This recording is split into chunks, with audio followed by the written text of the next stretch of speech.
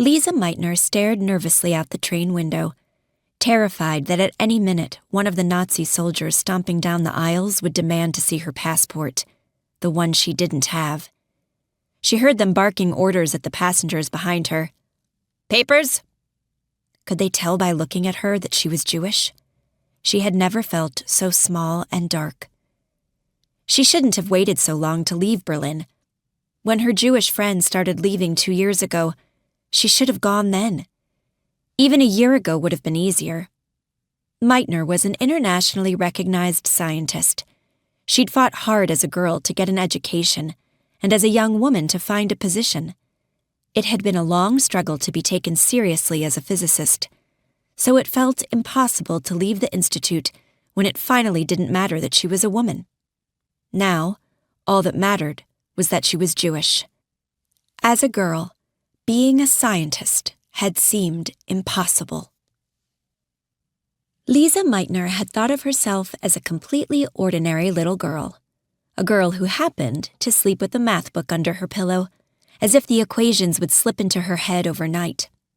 Instead of reading novels or poetry like her sisters, she read about the quadratic formula, about figuring out the volume of a cone, about plotting a parabola on a grid.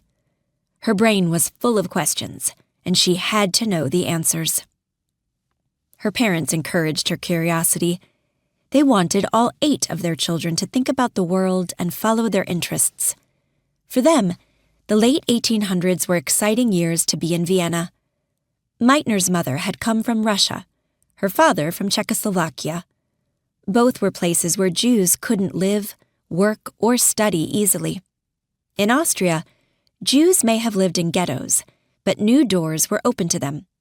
Meitner's father was one of the first Jews to become a lawyer in this more accepting world. More accepting for Jewish men, at least. Going to college, following a profession, that was for sons, not daughters. Still, Meitner learned however she could. She studied the colors in a drop of oil. She noticed the reflections in puddles. She couldn't stop herself from asking questions about how the world worked. What made the film on the top of the puddle? How did light reflect off it? How could a drop of water be divided? What kept the drop together in the first place? She was excited that there were such things to find out about in our world, she wrote, later when thinking about her childhood.